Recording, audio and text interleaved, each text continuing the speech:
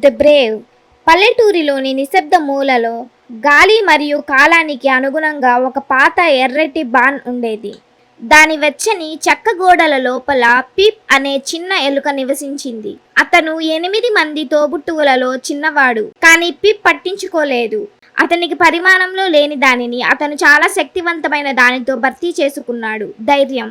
ప్రతి సాయంత్రం భోజనం తరువాత ఎలుకలు తాత విస్కర్స్ చుట్టూ గుమ్మిగూడి ధైర్యవంతులైన ఎలుక యోధుల కథలు, ఎత్తైన వంటగది కౌంటర్లపై జున్ను దాడులు మరియు ఆకలితో ఉన్న పిల్లుల నుండి తప్పించుకునే కథలు చెబుతూ ఉండేవాడు. పిప్ విశాలమైన కళ్ళతో కూర్చొని చెప్పదగిన కథను జీవించే రోజు గురించి కలలు కనేవాడు. ఒకరోజు ఉదయం సూర్యుడు గడ్డివాముల మీదుగా బంగారు కాంతిని ప్రసరింపజేస్తుండగా ఫామ్ హౌస్ వంటగదిలో దాగి ఉన్న గ్రేట్ చీజ్ వీల్ గురించి 2 ఫీల్డ్ ఎలుకలు గుసగుసలాడుకోవడం పిప్ విన్నాడు. వారు అది బండి చక్రం అంత పెద్దదని అంటున్నారు అని ఒక ఎలుక చెప్పింది. మిమ్మల్ని పడగొట్టేంత బలమైన వాసనతో అని మరొకటి జోడించింది. పిప్ కళ్ళు మెరిశాయి. నేను దానిని కనుగొంటాను అని అతను బిగ్గరగా అన్నాడు. అతని సోదరులు పగలబడి నవ్వారు. నువ్వు వాల్నట్టు ఎత్తలేవు. కానీ పిప్ లేచి నిలబడ్డాడు.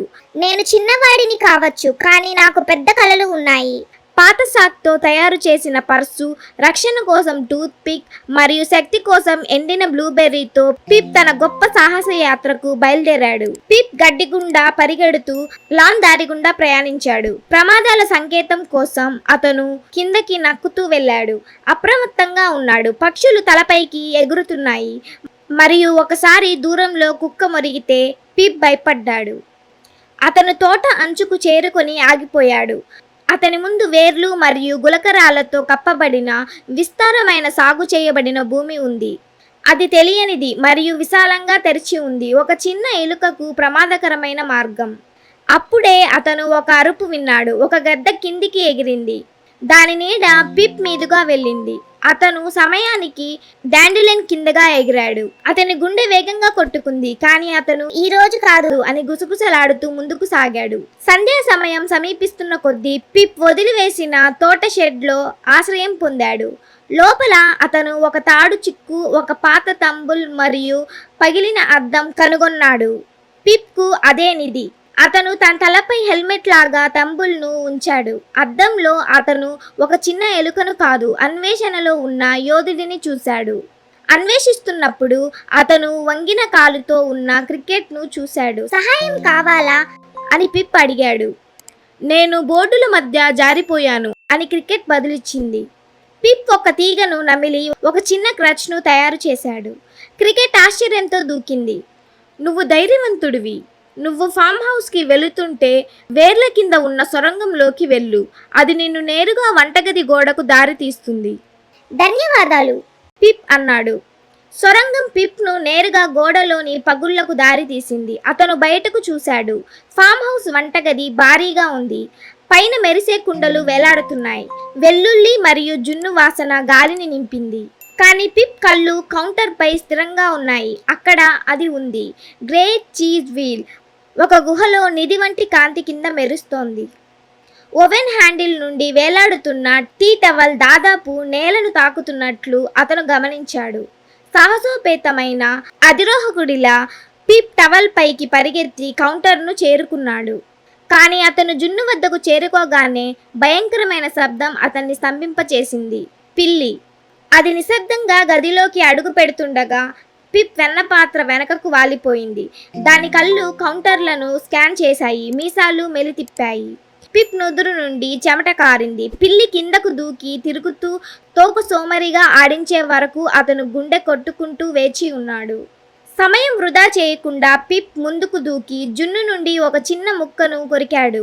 అది చాలా రుచికరంగా ఉంది. పురాణాలు చెప్పినట్లుగానే పదునైనది మరియు కారంగా ఉంది. అతను దానిని తన పర్సులో చుట్టి టవల్ కిందకు తిరిగి వెళ్ళాడు. కానీ సగం కిందకు దిగగానే అది చినిగిపోయింది. పిప్ పడిపోయాడు. డిష్ వాటర్ గుంటలోకి పడిపోయాడు. అతను ఊపిరి పీల్చుకున్నాడు. కానీ అతను బయటకు ఎక్కేలోపు అతనికి ఒక స్వరం వినిపించింది. బాగానే ఉన్నావా? పిప్ తిరిగి మెరిసే వీపు మరియు సున్నితమైన కళ్ళు ఉన్న ఒక బీటిల్ను చూసింది. నేను మ్యాక్స్ని. అని ఆ బీటిల్ అంది. నేను నీకు లిఫ్ట్ ఇస్తాను.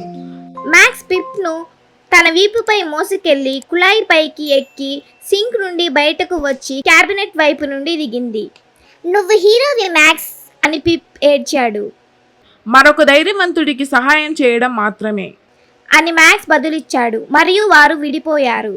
చంద్రకాంతిలో పిప్ తన అడుగులను వెనక్కి తీసుకుని నిద్రిస్తున్న పిల్లులను దాటి గుంటల మీద దూకి కంచెల కిందకు దిగాడు. ఉదయం యొక్క మొదటి కిరణాలు కొండల మీదుగా కనిపించగానే పిప్ తన జున్ను పర్సును బాన్లోకి లాగాడు.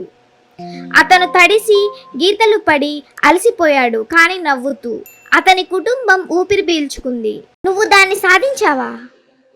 నిజంగా దాన్ని కనుగొన్నావా? పిప్ జున్నును కిరీటంలా పట్టుకున్నాడు. మనందరికీ బహుమతి. వారు ఆనందంతో కేకలు వేశారు, చుట్టూ గుమిగూడారు. ఆ రాత్రి ఎలుకలు జున్నును తింటూ పిప్ ది బ్రేవ్ పాటలు పాడాయి. తాత విస్కర్స్ నవ్వాడు. మనం చెప్పడానికి ఒక కొత్త కథ ఉన్నట్లు కనిపిస్తోంది. పిప్ అతని పక్కన వంగి ఉన్నాడు. అతని కుటుంబం యొక్క చీర్స్ అతని హృదయాన్ని వెచ్చగా చేస్తున్నాయి. మరియు ఆ రోజు నుండి ఒక ఎలుక తమ బలాన్ని అనుమానించినప్పుడల్లా లేదా తెలియని వాటికి భయపడినప్పుడల్లా ఒక కలను వెంబడించి హీరోని తిరిగి ఇచ్చిన అతి చిన్న ఎలుక కథను వారు గుర్తుంచుకుంటారు. Thank you for watching this video. Please like, share and subscribe.